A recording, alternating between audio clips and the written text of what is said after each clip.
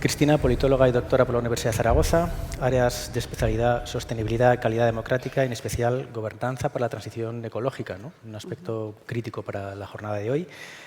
Y colaboras con diferentes centros de investigación como Governance, como BC3, con la Universidad Politécnica de Madrid y actualmente también estás en el patronato de la Fundación ECODES.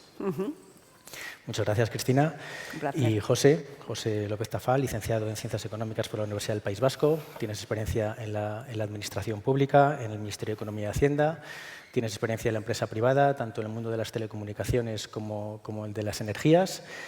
Y tu última etapa en el mundo asociativo, tanto en las energías renovables como hoy en día que presides o diriges la ANFAC, la asociación, ¿no? Me parece un aspecto muy importante vuestra experiencia en el mundo asociativo, ¿no? Porque el mundo asociativo es un mundo de consensos, es un mundo de estar rodeado de un entorno en el que llegan diferentes inputs, en el que se tiene que relacionar uno con diferentes públicos de interés y en el que, en vuestro caso, yo creo que compartís un objetivo común, aunque visto desde prismas muy diferentes, ¿no? Un objetivo común que es el de la neutralidad climática de cara a 2050. Yo creo que es un objetivo que hay desde el punto de vista de los fabricantes y un objetivo que hay también desde muchos aspectos del plano asociativo. Y yo creo que es un buen momento, el pensar en la neutralidad climática para el año 2050, yo creo que es un buen pistoletazo de salida para esta mesa, para este encuentro, porque recientemente pues, el IPCC ha hecho una actualización de sus informes. Creo que es un buen termómetro para ver cómo estamos haciendo los deberes en materia de consecución de los objetivos climáticos.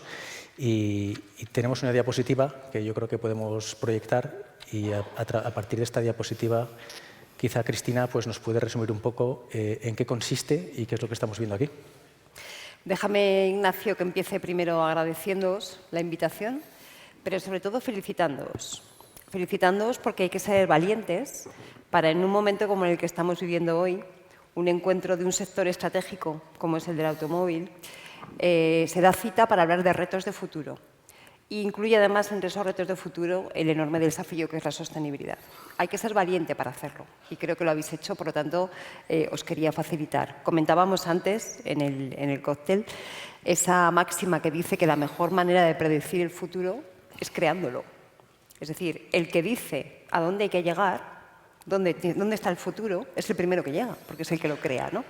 Por lo tanto, aquellos sectores o aquellas empresas que se pongan manos a la obra a definir cuál es el reto de futuro o intenten llegar, van a tener más posibilidades de liderarlo y de hacer una transición exitosa, que creo que es de lo que se trata, ¿no? Me parecía muy oportuno esta diapositiva. Creo que volveremos a verla. Muchísimas gracias. Porque sintetiza muy bien algo que creo que es un buen punto de partida. En un foro como este, todo el mundo conoce lo que es esto del IPCC, que oímos hablar mucho de él por los medios de comunicación. Es ese grupo de miles de científicos de todo el mundo que revisan todo el conocimiento científico que hay sobre las ciencias del clima y asesoran a Naciones Unidas acerca de cuál es la situación del planeta. La ciencia, como se suele subrayar últimamente, y a mí me gusta insistir en ello, por definición es conservadora. ¿Qué quiere decir esto? Quiere decir que salvo que esté muy segura de algo y que lo haya sometido a muchas pruebas de refutabilidad, no lo afirma de forma categórica.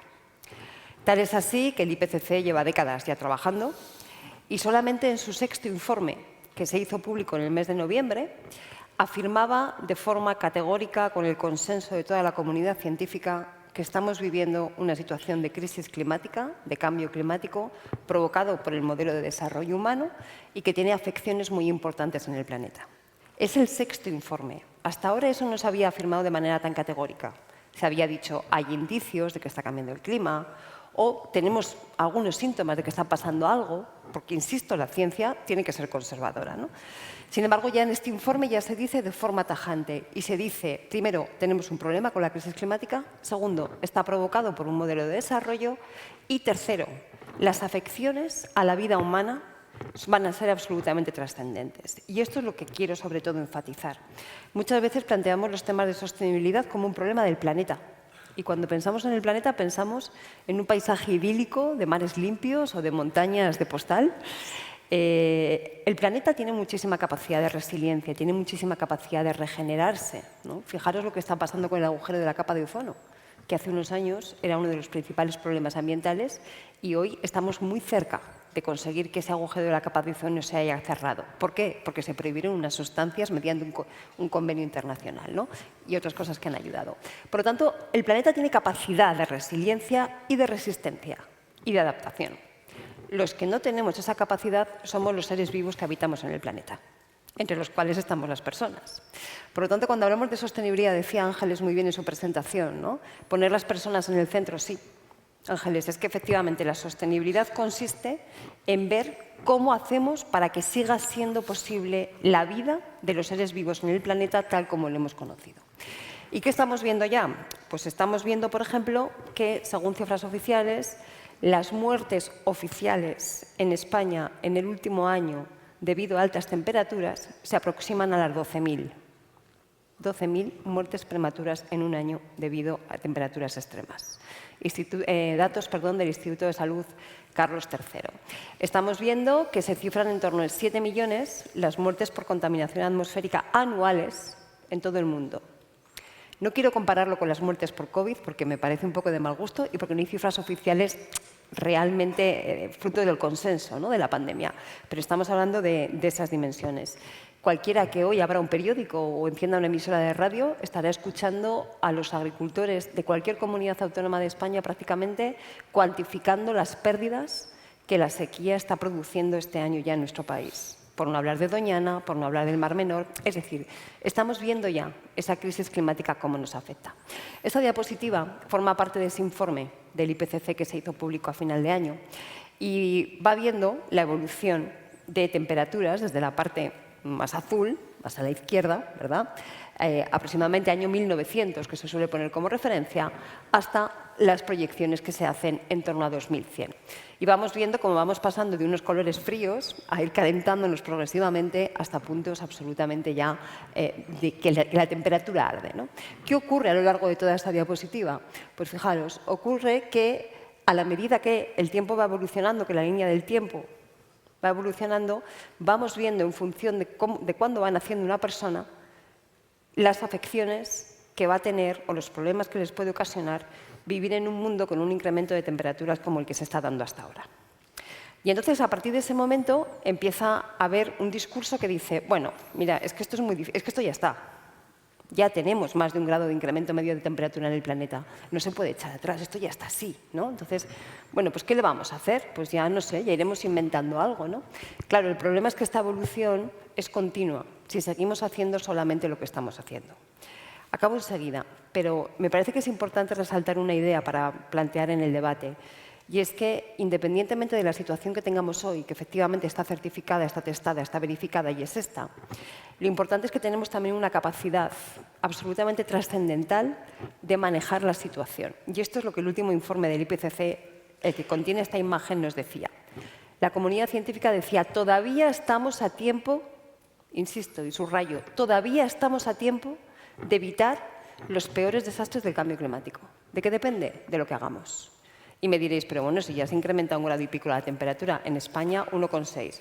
Sí, pero cada 0,1 grado de incremento de temperatura que consigamos evitar, estamos salvando millones de vidas humanas. Por lo tanto, yo me quedo de este informe, que es muy importante, yo me quedo con esa idea de que todavía estamos a tiempo en función de lo que hagamos, y además me da esperanza ver que sectores como este están dispuestos a poner de su parte, abriendo el debate y siendo capaces de liderar la transición. Lo dejo aquí. Yo me voy a quedar con esa palabra de todavía, que creo que es positiva. José, el reto es retador, no se me ocurre otra palabra más suave. ¿Cuál es la propuesta que puede hacer el sector para contribuir al cumplimiento de los objetivos que están marcados? Muy bien, pues nada, buenos días, buenas tardes a todos. Gracias a Facil por invitar a ANFAC a estar hoy aquí. Y vaya por delante, mis disculpas al auditorio porque muchos de vosotros me recordaréis como el pesado aquel que a las 3:30, una tarde de abril, insistió en hablar de papel de la industria ante el cambio climático, ¿no?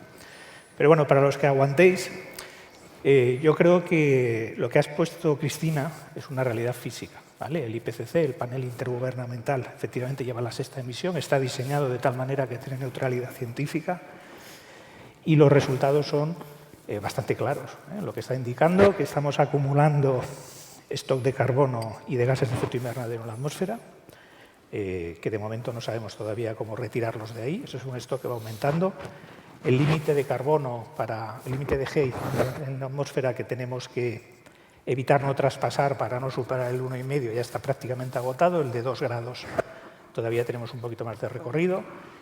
Y las contribuciones nacionales de los compromisos nacionales, ¿no?, de los Estados miembros, incluidos la Unión Europea, pues cuando suman no dan. Esa es la realidad del escenario.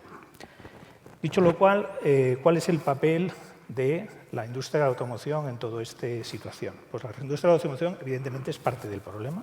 Es parte del problema.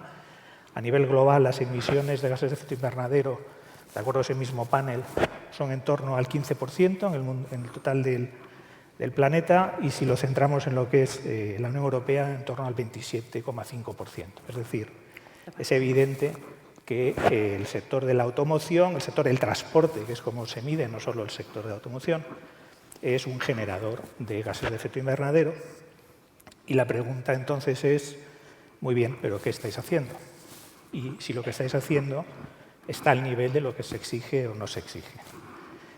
Y yo ahí quiero reivindicar hoy algo que repito mucho, y digo que es lo siguiente: si todos los sectores estuviesen haciendo y tuviesen los mismos compromisos que tiene el sector de la automoción europeo, el problema del cambio climático en cuanto a superar el 1,5% estaría resuelto.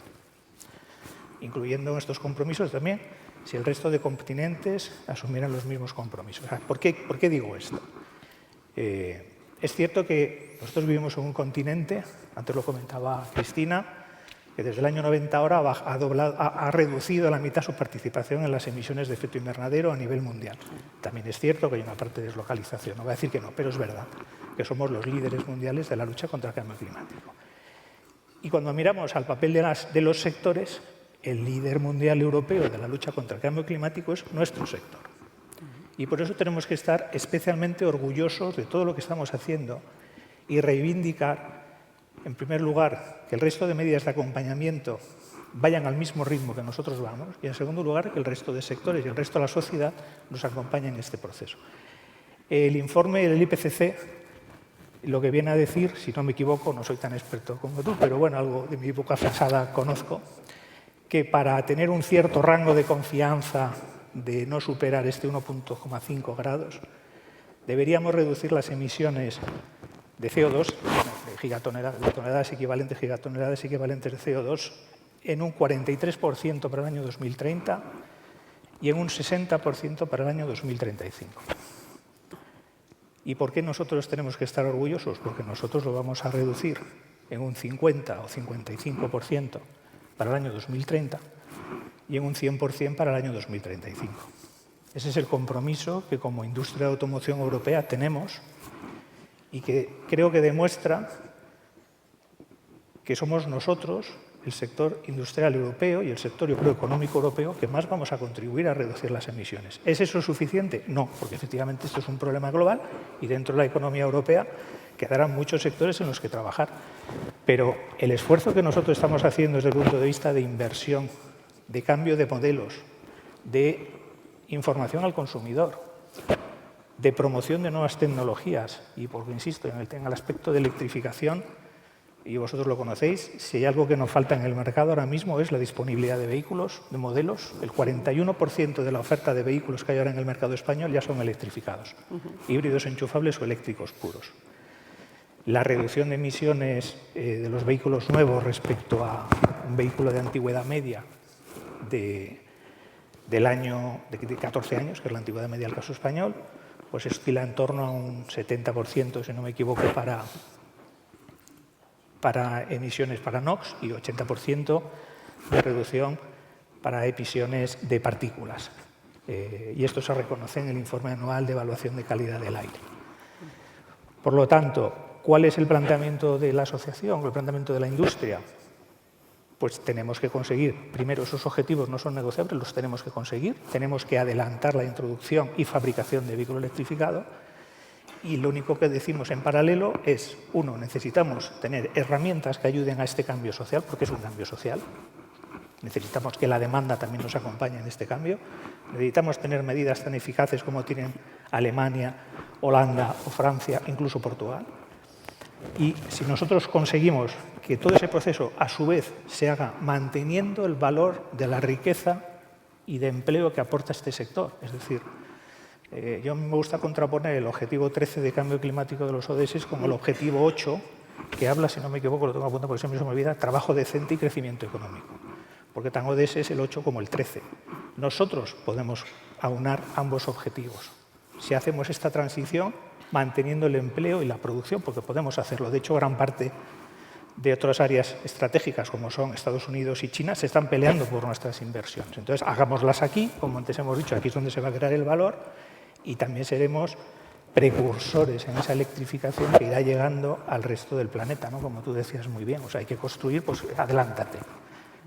Simplemente la cautela es consigamos que los objetivos también vengan acompasados con herramientas de la misma intensidad, porque lo que es la urgencia climática la hemos declarado, pero esa urgencia tiene que verse también en medidas. Pero luego entraré en ese asunto. Si intentamos aterrizar esto al ciudadano, al final esto no es un debate entre vehículo eléctrico o vehículo de combustión. Esto es un debate prácticamente de nuestro estilo de vida. Es decir, tenemos que cambiar nuestra forma de movernos, tenemos que cambiar cómo queremos que sean nuestras ciudades, queremos cambiar las necesidades que tenemos o los comportamientos que tenemos en el día a día. Y eso, ¿cómo lo aterrizamos hoy que estamos aquí, por ejemplo, en Castilla y León, que es la comunidad autónoma más grande de España, con casi 100.000 kilómetros cuadrados, con realidades muy diferentes, con una orografía muy retadora, con núcleos urbanos como Valladolid, donde estamos hoy aquí con más de 300.000 habitantes, y pedanías en el ámbito rural que pueden estar en la montaña de Palencia o la montaña de León? ¿Cómo aterrizamos todo esto al ciudadano, a sus necesidades y a qué políticas habría que llevar a cabo seguramente para hacer que todas estas realidades se puedan sumar a toda esta transición y a este cambio de estilo de vida? José. Bueno, pues realmente yo para esto soy un poquito cuadriculado, ¿no? Intento centrar el marco de referencia y de qué estamos hablando y cuáles son los objetivos que tenemos que cumplir. Estamos hablando siempre de que queremos una nueva movilidad, que es lo que nosotros tenemos que dar, y se habla siempre de que tenemos una movilidad eléctrica, conectada, compartida y automatizada o autónoma o conectada. Bien, pero lo hemos hablado en la comida también. Esto es si lo miras desde el lado de la oferta. Si lo miras desde el lado de la demanda, lo que quieren nuestros clientes, ¿qué es? Es una movilidad cómoda, asequible, rápida, segura y sostenible. La S se la hemos incorporado nueva de sostenibilidad. Entonces tenemos que unir la oferta con la demanda, ¿vale? Tenemos que saber cuál es el objetivo que buscamos en la política de movilidad. Podemos tener un objetivo de reducción de emisiones de gases de efecto invernadero, que eso te lleva a unas medidas de reducción de emisiones de gases de efecto invernadero, que las estamos asumiendo y las estamos, insisto, liderando. Podemos también, y debemos hacerlo, asumir objetivos de mejora de calidad del aire, y eso te lleva a unas políticas de mejora tecnológica para conseguir que los vehículos sean más limpios. Y yo creo que ahí se han hecho enormes esfuerzos y se siguen haciendo, sobre todo en Europa y la industria europea. Y luego hay otros objetivos que, si alguien los quiere, debe explicitarlos. Por ejemplo, la movilidad activa. Eso no tiene nada que ver, en mi opinión, ni con el cambio climático ni con la calidad del aire. Tiene que ver con un modelo de sociedad que alguien defiende. Pero eso es otro debate. Yo, por ejemplo, creo que ese no es un debate de hoy en el sentido ni de contaminación ni de emisiones de efecto invernadero. Entonces, lo que tenemos que facilitar al usuario es que consiga una movilidad limpia, sostenible, que ayude a la lucha contra el cambio climático y que ayude a la mejora de la calidad del aire. Pero eso está muy lejos de imponer un modelo de movilidad único. Nosotros, por ejemplo, en ANFAC defendemos un modelo de movilidad donde el ciudadano esté en el centro y pueda elegir entre modos de movilidad alternativos, complementarios en ocasiones, pero siempre verdes. Y eso nos lleva a defender que tan legítimo es proponer que el ciudadano se mueva en bicicleta como que se mueva en un vehículo privado limpio, sostenible, de emisiones cero, bajas emisiones. ¿Por qué? Porque además las necesidades de movilidad de la gente son completamente diferentes en el territorio y en el tiempo.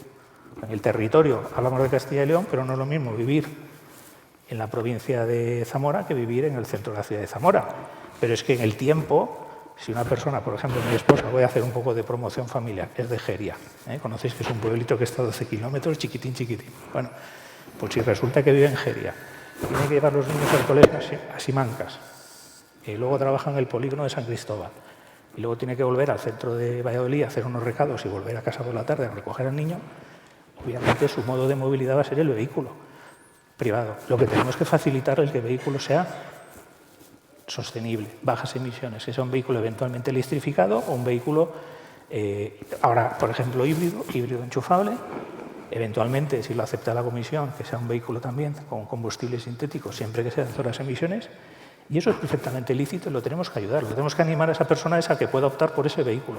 En otras zonas, el centro de Madrid es evidente, porque las necesidades son diferentes y lógicas y los costes externos de determinados modos de transporte son mayores. Pero no podemos empujar ni un único modo, como a veces parece que se hace, ni mucho menos descartar el vehículo privado limpio, porque entre otras cosas estamos todos luchando y tenemos mucho valor y mucho empleo que defender si hacemos bien las cosas. Y porque al final la demanda estará ahí. Y si es mi mujer la que tiene que llevar al niño, le podemos decir lo que le dé la gana, pero tendrá que coger el coche. Y no vamos a prohibir a la gente, tenemos que ayudar a cambiar, pero no prohibir. Desde tu punto de vista, Cristina, ¿crees que es una visión que se adecúa a mitigar la foto que nos has enseñado antes o quizá habría que apostar decididamente por algún tipo de movilidad específica? No, se adecúa perfectamente, porque es que además la foto que hemos estado viendo antes nos describe una situación física de evolución del planeta, ¿no? Pero luego todo esto hay que ponerlo en interacción con las sociedades. Y estamos viviendo un momento que se caracteriza por dos palabras que seguro que estáis todos hartos de escuchar, hartísimos. Uno que es complejidad y otro que es incertidumbre. ¿Cuántas veces oímos las palabras complejidad e incertidumbre a lo largo del día, ¿no? Pues efectivamente vivimos en un momento de mucha complejidad social y de incertidumbres acerca del futuro, entre otras cosas porque estamos viviendo tiempos de cambios disruptivos, ojo con lo que digo, que es duro, cambios disruptivos al menos por dos vectores, la revolución tecnológica y la crisis climática. Si los juntamos, lo que sale ya es el auténtico pavor de dónde estamos y qué va a pasar un metro más allá, ¿no?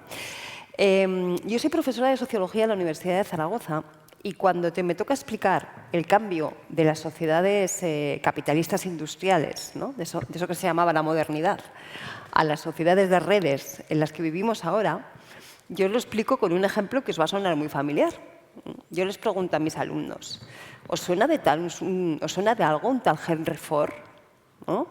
Y bueno, pues Ford, el señor Ford, era un señor que decía que yo le fabrico a usted el coche del color que quiera, siempre que sea negro.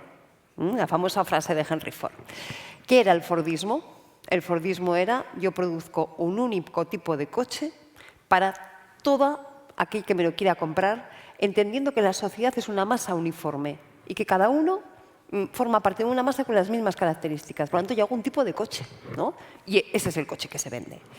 Ahora mismo, ir a comprar un coche es tener que tomar, como comprar o alquilar o lo que sea, es tener que tomar no sé cuantísimas decisiones, ¿no?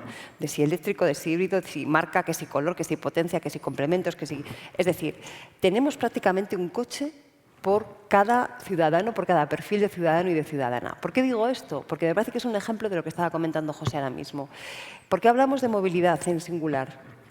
Deberíamos hablar de soluciones de movilidad en plural. Porque cada persona en cada momento, cada situación social en cada momento va a requerir movilidades diferentes.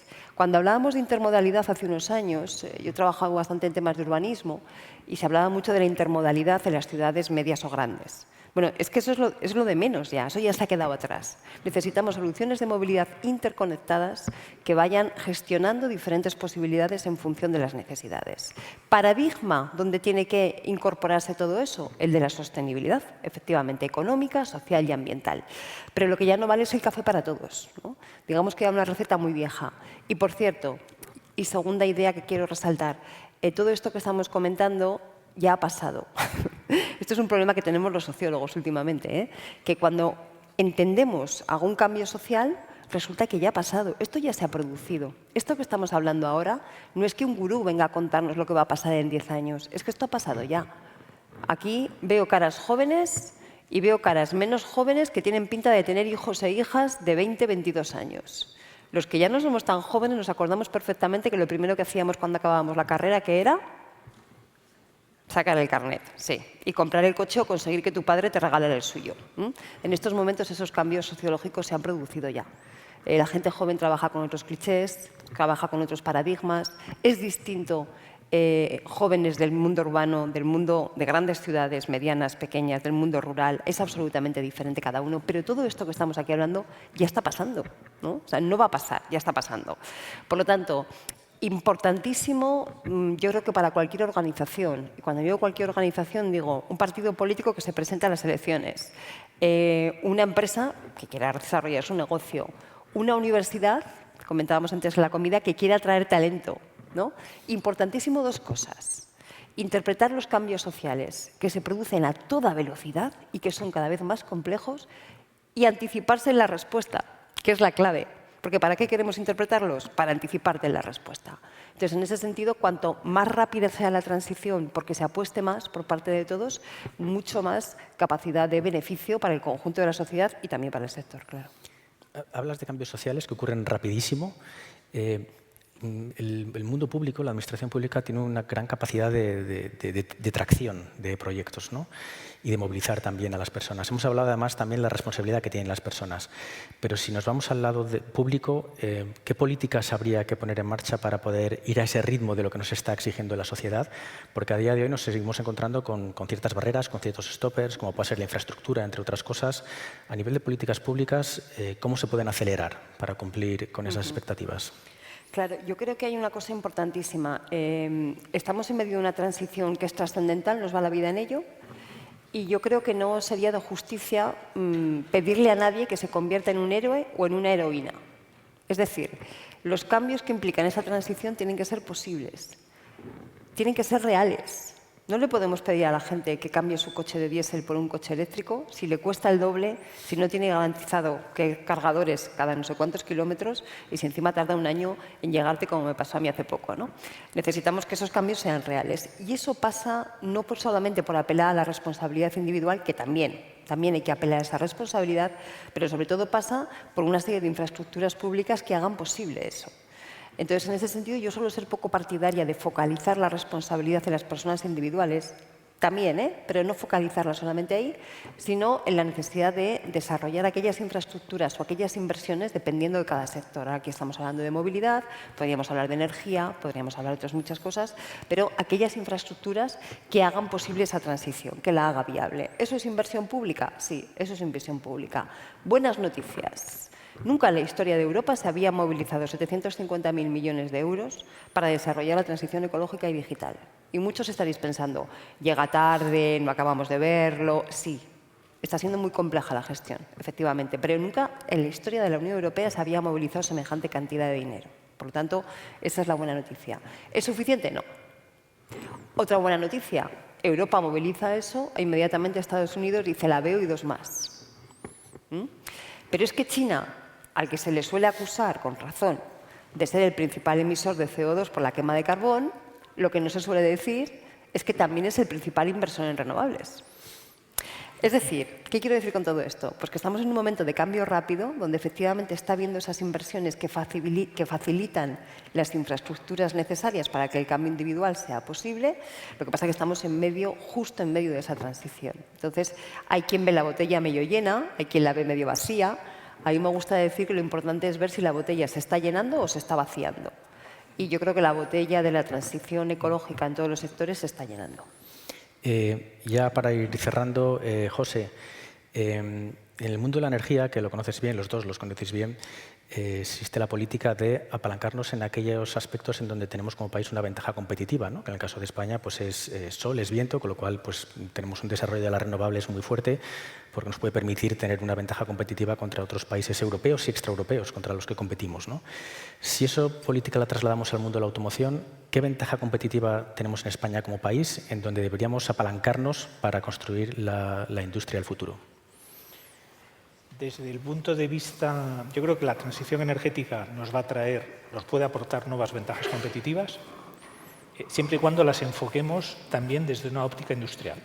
Yo ahí tengo que ser muy claro. Si los KPIs de la transición energética cuando la aplicamos a industrial. Es exclusivamente medioambientalista en el sentido de si podemos llegar a 12 porque el Excel nos da, ¿por qué nos vamos a quedar en 10? Bueno, pues porque resulta que igual entre 10 y 12 hay una diferencia de costes tan abismal que hace que no llegues ni al 10 ni al 12. Mientras que si te quedas en el 10 y haces una política de transición energética que permita ganar competitividad realmente, pues oye, cuando estés ahí te será más fácil llegar al 12. También hay que jugar con el tiempo. ¿A qué me estoy refiriendo? Me estoy refiriendo desde luego al origen de los combustibles que tenemos en España. Nuestra fortaleza competitiva es el agua, el viento y el sol, y esto lo tenemos que poner en valor. Segundo, somos un país también que tiene bastante potencia en reciclaje, economía circular. Creo que debemos avanzar en aprovechar los fondos que hay para transición, pero insisto, mezclando la óptica medioambiental con la óptica industrial, y eso se llama con los KPIs adecuados. Siempre se puede ser el líder mundial en algo, pero igual resulta que no llegas a mitad de tabla por exceso o por medir mal. Creo que esos pueden convertirse en nuevas ventajas competitivas y el resto es mantener las que tenemos. O sea, ni vamos a ser los países más ricos, no vamos a ser Estados Unidos, pero tampoco Alemania ni Francia, ni vamos a estar situados en el centro de Europa porque no podemos desgajar la península, ni queremos ser los más baratos, porque queremos tener una buena calidad de vida y una buena formación para nuestros trabajadores para que tengan buen valor añadido. Entonces, esas que son las ventajas competitivas que han permitido que sin tener aquí las sedes sigamos siendo competitivos, lo ha comentado antes Magdalena, se llama flexibilidad y se llama también priorización en las políticas industriales. Yo, con mi respeto a los fabricantes de arandelas de plástico, siempre pienso lo mismo. Siempre digo, no es lo mismo el sector de automoción que el sector de los fabricantes de arandelas de plástico.